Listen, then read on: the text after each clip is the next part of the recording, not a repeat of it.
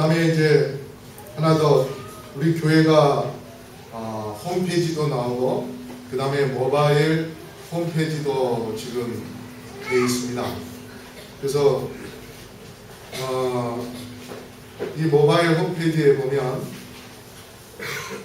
이렇게 우리 교회 모습이 떠오르고 그 다음에 여기에 설교 그 다음에 여러가지 기도에 대한 내용들 그것들이 다 나와 있습니다. 지난번에 우리 도르바에서 금산에 갔다 온 그러한 사진도 있습니다. 그래서 여러분이 이걸 보시고 또 혹시 어떤 사정이 있어서 교회 못 나오실 때는 이제 오늘 안식일부터 설교를 여기에다가 올릴 것입니다.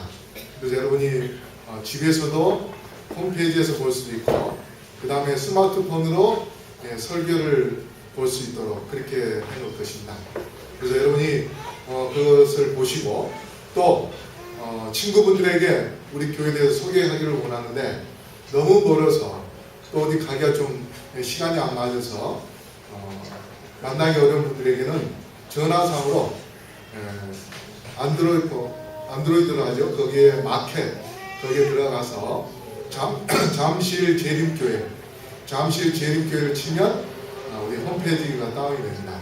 그래서 그걸 열어보시고 설교를 들을 수 있도록 그렇게 해서 전도를 좀 해주시면 좋겠습니다.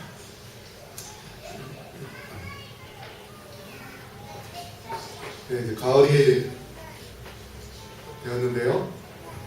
우리가 이 가을에 추수하는 그런 모습을 통해서 이제 내 자신도 예수님에게 추수할 때가 얼마 남지 않은 그런 때임을 우리가 생각을 할 때에 내 자신의 모습이 그리스도로 사는 그러한 삶을 사는지 다시 한번 좀 생각을 해봐야 되겠습니다.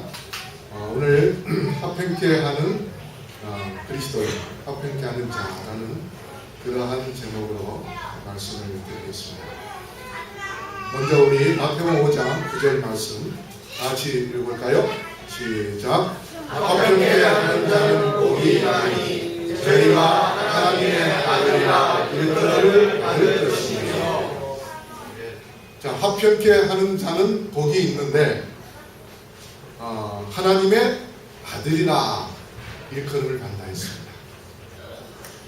평화롭게 화평을 누리면 하나님의 아들, 하나님의 딸이 될 수 있습니다.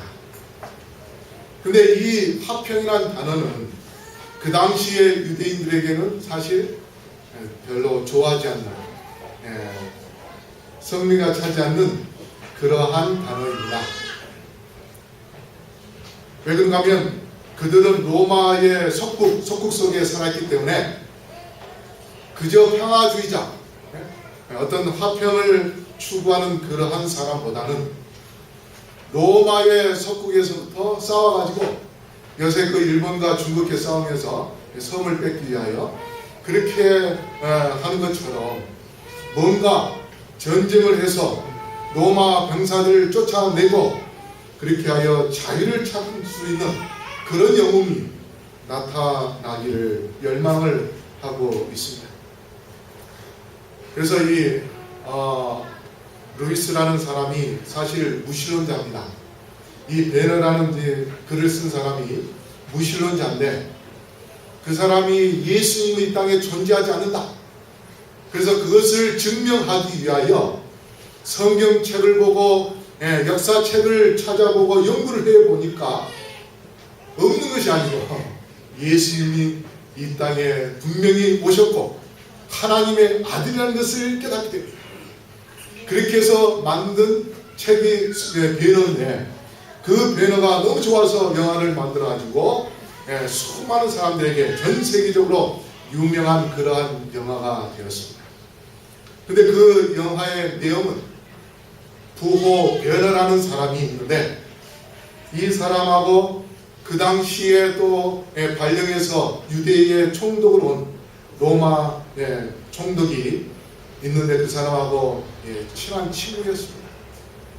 근데 그 친구와 갈등으로 인해서 그 가정이 굉장히 어려움을 겪게 되고 엄마와 또 딸이 그렇게 어려움을 겪는 그러다가 나중에 예수님을 통하여서 평화를 찾고 그 가정의 행복을 찾게 되는 그러한 내용.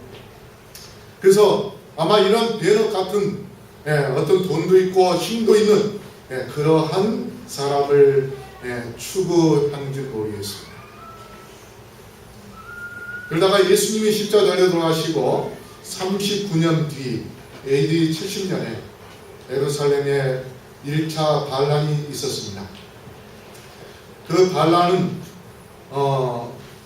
처음에 그리스인들과 다툼으로 시작이 되었어요. 그런데 그리스어를 할 줄 아는 로마 병사들이 그리고 이 나라에 와서 다스리고 있으니 자기들 편을 들어줄 줄 알았습니다.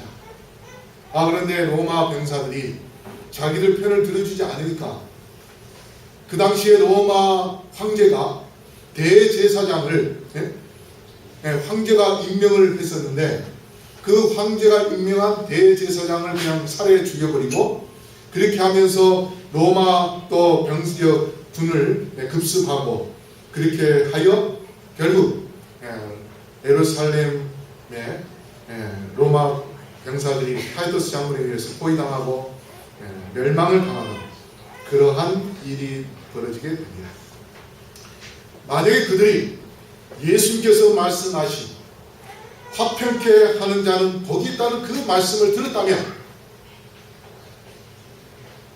유대의 자랑인 예루살렘 성전이 불타 없어지는 그러한 일도 없었을 것이고 그 다음에 유월절 절기 때문에 수많은 유대인들이 모였던 그 예루살렘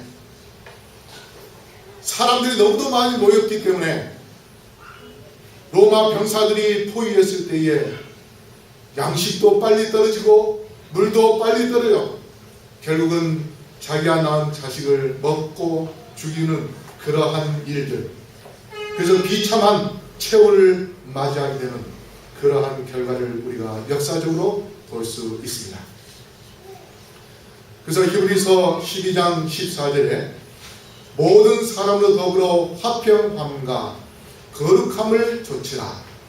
이것이 없이는 아무도 주를 보지 못하리라. 우리는 화평을 추구하는 자가 되어야 됩니다. 예수님께서 말씀하신 대로 화평케 하는 자가 복이 있다고 말씀하셨습니다. 그 말씀을 믿고 화평을 추구한다면 우리는 이 세상에서 행복을 누릴 뿐 아니라 그리고 예수께서 이 땅에 오실 때에 주를 보고 주의 재림을 맞이하여 하늘에 들어갈 수 있는 그러한 축복을 받게 될 것입니다. 여러분, 노아 홍수 후에 바로 후에 하나님께서 제일 먼저 창조하신 것은 바로 평화입니다. 노아가 이제 물로 인하여 전 세계가 다 멸망당한 것을 알고 그 다음에 이제 물이 언젠가는 빠질 텐데 물이 빠졌는지 안 빠졌는지 확인하기 위하여 까마귀를 먼저 보내고 나중에는 비둘기를 보내죠. 근데 그 비둘기가 날아다니다가 한 이파리를 물고 돌아옵니다. 그 이파리를 물고 들어온 것은 이제 물이 빠져서 이제 평화롭게 새로운 삶을 살 수 있는 새로운 세상에서 살 수 있다는 것을 알려주는 그러한 평화의 소식이었습니다. 그래서 비둘기가 감람나무 이파리를 물고 온 그 장면을 통하여서 온 세계, 현재 온 세계 사람들이 평화를 상징하는 그러한 그림으로 대표하고 있습니다. 그래서 노아 홍수 이후에 하나님께서 이 세상에 선물로 주신 것은 평안입니다. 그래서 하나님께서 우리에게 원하는 것은 평화인데 우리가 누구와 화평을 누려야 될까? 세 가지. 하나님과 화평을 누려야 되고 이웃과의 화평을 누려야 될 것이고 그 다음에 나와의 화평을 누려야 될 것입니다. 그럼 우리가 처음 하나님과 화평에 대해서 생각을 해보는데요. 에베소 2장 16절 우리 다 같이 한번 읽을까요? 시작. 또 십자가로 이 둘을 한 몸으로 하나님과 화목하게 하려 하시니라. 원수 된 것을 십자가로 소멸하시고. 자, 이게 뭐라고 말씀하십니까? 십자가로 둘을 한 몸으로 화목하게 하신다. 그래서 원수 되었던 것을 지금 뭐예요? 다 소멸시켜버리고 원수가 아니라 아버지와 아들, 하나님과 하나님의 백성으로서 하나가 될 수 있는 것을 여기에 말씀하고 계십니다. 십자가는 하늘과 우리와의 연결, 그리고 이웃과 나와의 연결을 상징하는 그러한 십자가. 바로 그 십자가만이 하나님과 우리를 하나로 만들어주고 원수에서 이제 자녀로, 가족으로 만들어줄 수 있는 그 놀라운 통로. 그렇기 때문에 우리가 하나님과 화평하기 위하여 십자가로 나아가야 될 것입니다. 하이픈의 글의 산상복음 27쪽에 마음속에 받아들인 그리스도의 은혜는 저기를 제거해 준다. 왜냐하면 분쟁을 완화시켜주고 심령을 사랑으로 채워주기 때문이다. 부모와 자식도, 자식이 부모의 말씀을 잘 듣고 순종을 잘하면 어떻습니까? 뭐든지 다 주고 싶죠. 그러나 말을 잘 안 듣고 엉뚱한 짓을 하면은 어떻습니까? 좋은 곳 있어도 뭐예요? 말 잘 안 듣는 아이를 줄 것보다 말 잘 듣는 아이에 살짝 오면 그 아이라도 살짝 주고 싶은 그런 마음일 겁니다. 인간이기 때문에. 근데 하나님은 사실 우리에게 누구에게든지 모든 것을 다 주기를 원하십니다. 근데 죄를 짓고 나면 하나님께 쉽게 나아가고 싶은 마음보다는 내가 지난번 수요일날 내가 못된 짓을 했는데 이런 못된 짓을 하고 어떻게 뻔뻔스럽게 교회에 나갈까. 그래서 이번 안식일날 그냥 혼자 집에 골방에 있어서 혼자 지내고 벌 좀 받고 그 다음 주에 교회 나가지. 아마 그런 생각을 가져볼 겁니다. 그래서 우리가 죄를 갖고 있을 때는 하나님과 화평하기가 참 쉽지 않습니다. 그러나 하나님은 오히려 그런 자에게 뭘 베푸기를 원하세요? 은혜를 베푸기를 원하십니다. 그래서 그의 마음의 저기를 소멸시켜주고 오히려 하나님의 사랑을 깨닫는 가운데 하나님께 진정으로 나아가기를 간절히 바라고 계심으로 우리가 하나님과 화평하기 위하여 그리스도의 은혜를 마음속에 깊이 생각하면서 주님의 그 은혜를 붙잡고 회개하려 하나님과 하나 되는 그러한 주님의 백성들 되기를 간절히 바라겠습니다. 욥기서 22장 21절 너는 하나님과 화목하고 평안하라. 그리하면 복이 내게 임하리라. 그 다음에 로마서 5장 1절에 우리 주 예수 그리스도로 말미암아 하나님으로 더불어 화평을 누리자. 그래서 우리가 하나님께 화평을 누리기 위해서는 십자가 예수님께 나아가야 됩니다.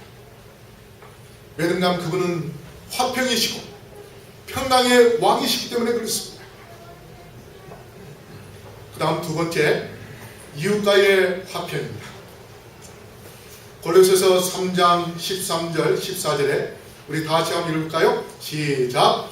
누가 우리에게 죄가 있든 서로 용납하여 피차 용서하되 주께서 너희를 용서하신 것과 같이 너희도 그리하고 이 모든 것 위에 사랑을 더하라. 이는 온전하게 매는 길이라. 자, 여기 보니까 용납과 용서를 하라고 말씀을 하시면서 그 모든 것 위에 뭘 더하라고 했습니까? 사랑을 더하라. 여러분, 친구 간에나 아니면 이웃 간에 싸우다가 화해를 하고 나면 그 다음부터 사랑을 안 주게 될 때에 저 친구가 진짜 나하고 화해를 하자는 건가, 이런 의심을 가질 수도 있을 것입니다. 그러나 사랑을 주고 그 다음 계속해서 사랑을 주면 뭡니까? 아, 저 친구가 나하고 진정으로 내 죄를, 나의 잘못을 용서해주고 화해를 해주는구나. 네. 그래서 여기 하나님께서 모든 것 위에 뭘 더하라 했습니까? 사랑을 더하라. 그리스도인은 내가 손해받고 내가 힘들었고 고통을 겪었지만 용서를 해줄 뿐만 아니라 사랑을 줄 때에 그것이 진정으로 이웃과 사랑을, 화평을 누릴 수 있는 것이고, 그것이 하나님께 영광 돌리는 자가 될 것입니다. 왜 그런가 하면 주께서 우리의 죄를 용서하셨기 때문에 그렇습니다. 주께서 너희를 용서하신 것 같이 너희도 그리하고 있습니다. 그래서 용서를 받아본 사람은 용서를 해줄 줄 압니다. 그래서 우리가 하나님과 만나서 정말 화평한 사람이 되기 위해서 용서, 바로 그 용서를 할 때에 우리는 화평의 시작이라는 것을 기억하게 되기를 바라겠습니다.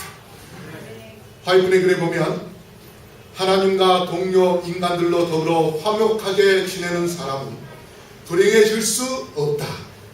질투가 마음에 있을 수 없고 좋지 못한 추측이 용납될 수 없으며 증오가 존재할 수 없다.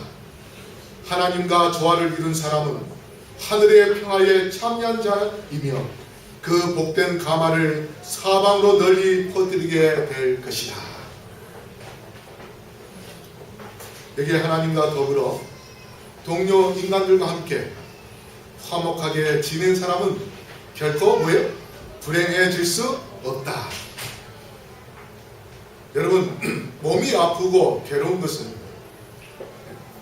옆 사람과 싸울 때에 그런 증상이 옵니다. 그 사람은 미우니까 미운 마음을 가지면은 몸이, 혈관이 수축이 되게 되어 있습니다.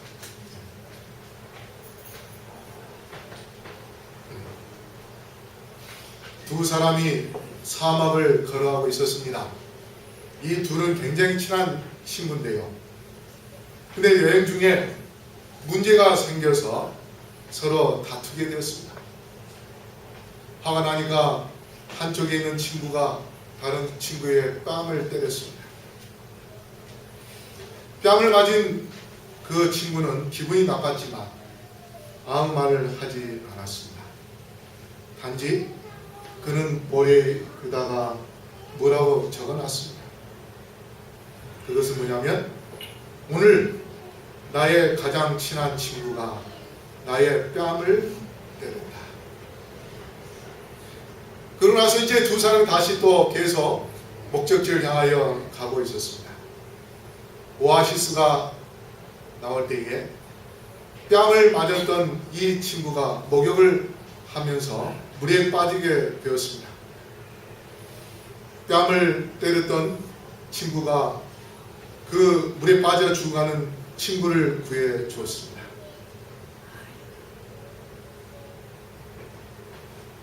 그럴 때에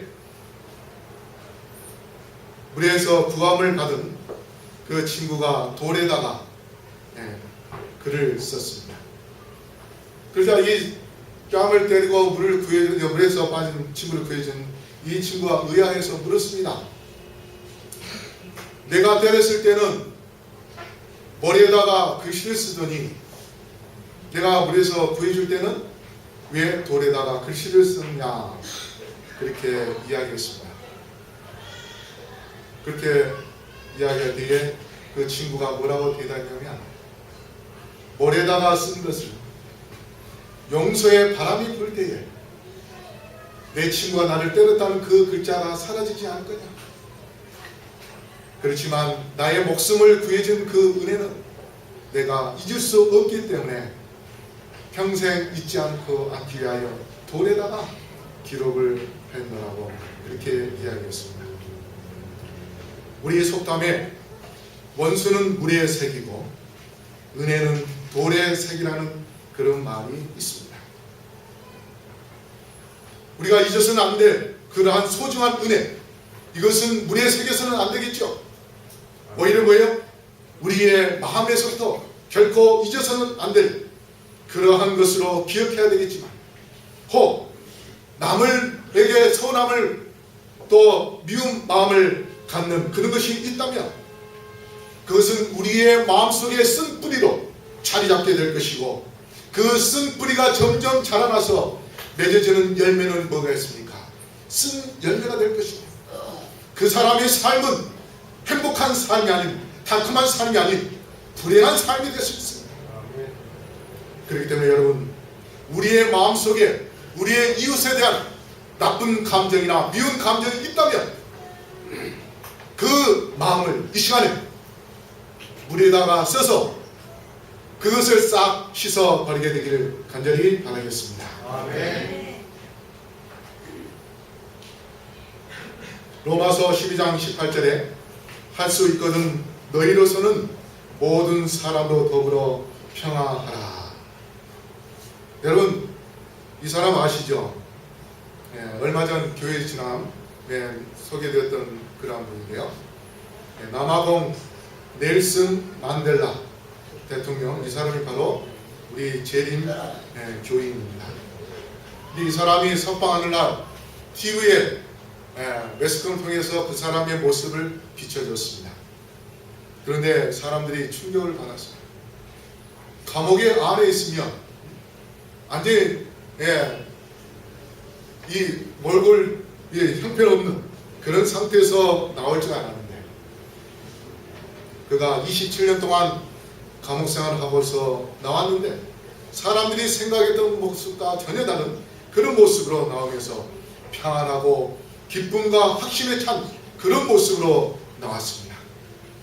그러고 난 다음에 이 사람이 대통령이 되었을 때에 자기를 감옥에서 괴롭히고 고문도 하고 했던 그 교도가 그 사람들을 맨 앞자리에 앉혀놓고 그 다음에 용서하고, 그래서 용서와 화해 위원회를 구성해서 국가로 하여금 용서의 운동, 화해의 운동을 펼쳐 결국 노벨 평화상을 받았습니다.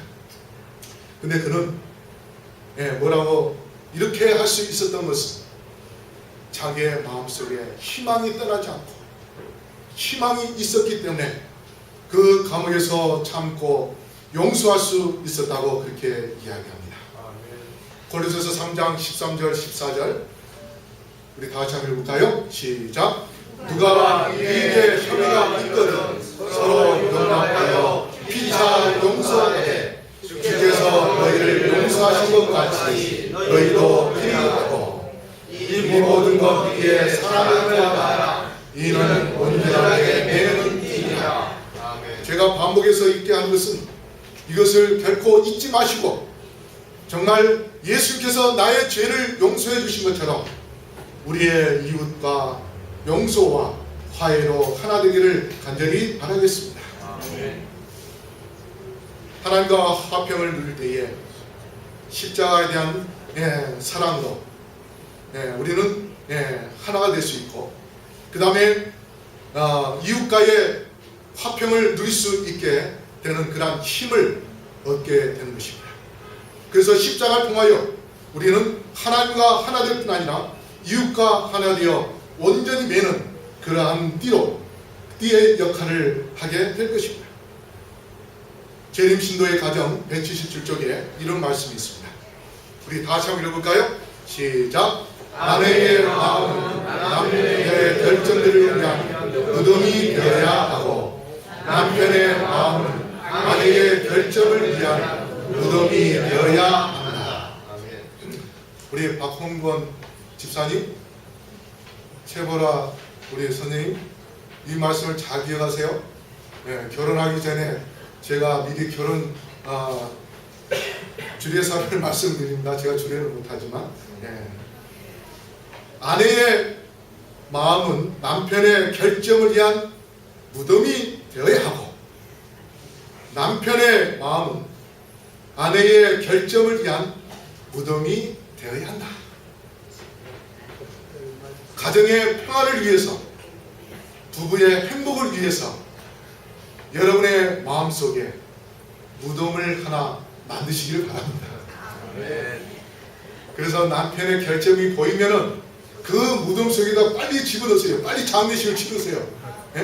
그 남편을 죽이겠다고 하는 그 마음이 아닌 미운 마음을 죽여서 무덤 속에다 집어넣어 장례 치르면은 그 순간 여러분은 행복해질 것이고, 그 행복을 통하여서 여러분이 이웃에게도 또 사랑을 나눠줄 수 있게 될 것입니다. 그 다음에 세 번째, 나와의 화평입니다. 우리 한번 읽어볼까요? 시작. 평안을 너희에게 주노니 곧 나의 평안을 너희에게 주노라. 내가 너희에게 주는 것은 세상이 주는 것 같지 아니하노라. 너희는 마음에 근심도 말고 두려워하지도 말라. 만델라, 넬슨 만델라가 그렇게 됐던 것은 자신과의 화평을 먼저 했기 때문이었습니다. 그가 희망을 가졌던 것은 먼저 자신과의 화평을 가졌던 것입니다. 용서를 하면서, 그래서 평강의 왕이신 예수님을 우리가 모실 때에 우리의 마음이 평안해지고, 그리고 평강의 왕으로 인해서 우리는 이웃과 화평하게 될 수 있습니다. 얼마 전에 서울가정법원 김규옥 부장판사가 재판을 한 그런 사건에 의해서 세간에 많이 감동을 준 그러한 판결을 낸 적이 있습니다. 그게 뭐냐면, 서초동에 있는 법원 청사 소년 법정에 16세 소녀가 서 있었습니다. 근데 이 소녀는 14건의 절도, 폭행 이런 걸 저질러서 이미 전에 법정에 선 그런 전력이 있었기 때문에 이 아이가 생각할 때에 내가 또 소년 보호시설 감옥에 분명히 위탁되어 그곳에 들어갈 것이다, 그렇게 생각을 했습니다. 그래서 이제 판결을 내리는 날, 김규옥 그 판사가 오늘 판결을 내리는데 그 소녀에게 이름을 부르면서 법정에 일어나 나를 따라 외치라, 그렇게 이야기합니다. 왜 그랬는가 하면, 이 소녀는 그 전년도에만 해도 학교에서 상위권 성적을 유지하며 간호사를 꿈꿨던 그러한 발랄한 학생이었습니다. 그러나 남학생 몇 명에 끌려가 집단 폭행을 당하고 난 다음에 삶이 바뀌게 되었는데, 그 폭행하고 당하고 난 다음에 홀어머니가 그걸로 인해서 충격을 받아주고 마비가 오고, 그 다음에 그걸로 인해서 죄책감에 시달리게 되었습니다. 그래서 이제 이 소녀가 삐뚤어져 나아가서 비행 청소년과 어울리는 가운데서 범행을 저질러 바로 그 법정에 서게 된 것입니다. 그래서 이 재판관인 김 판사가 예상치 못한 그런 요구를 하면서 앉은 자리에서 일어나라, 그리고 자, 날 따라서 힘차게 외쳐라. 나는 세상에서 가장 멋지게 생겼다. 그래서 이 소녀는 그 말을 따라 나는 세상에서 가장 멋지게 생겼다. 뒤에 말이 좀 흐려집니다. 그러면서 판사가 내 말을 큰 소리로 따라하라. 나는 무엇이든지 할 수 있다. 이 세상은 나 혼자가 아니다. 그래서 이 소녀가 처음에 이 세상은 나 혼자가 아니다, 그렇게 따라하고 난 다음에 참았던 눈물을 터뜨렸습니다. 그 자리에 함께 했던 소녀의 어머니도 울었습니다. 재판장과 그 안에 있는 모든 사람들이 눈시울이 붉어졌습니다. 그러면서 김교 판사가 소녀를 바라보면서 이 아이는 가해자로 재판에 왔다. 그러나 이렇게 삶이 망가진 것을 알면 누가 가해자로 쉽사리 말할 수 있겠느냐. 이 아이의 잘못이 있다면 자존감을 잃어버린 것이다. 그러니 스스로 자존감을 찾게 하는 처분을 내려야 한다 하면서 그 소녀에게 그렇게 외치도록 했습니다. 그러면서 이 세상에서 누가 제일 중요할까? 그건 바로 너다. 그 사실만 잊지 않으면 된다. 그러면 지금처럼 힘든 일도 이겨낼 수 있을 것이다 라고 그렇게 말을 하면서 그 소녀를 하여금 가까이 오게 했습니다. 그리고 그 소녀의 두 손을 잡아줬습니다. 그러면서 그 판사가 마음 같아선 너를 꼭 안아주고 싶다. 하지만 우리 사이에는 법대가 가로막고 있어 이 정도밖에 못해 주겠구나. 이것이 비공개로 열렸었지만 서울가정법원 내에서 화제가 되어서 뒤늦게 알려졌는데 바로 그 주인공이 이 사람입니다. 김교 부장판사. 이 사람은 그 소녀에게 자존감을 갖게 만들었고 스스로 자기와 화평을 갖도록 그렇게 해 주었습니다. 한 글에 이런 글이 있었습니다. 따뜻한 마음을 품고 사십시오.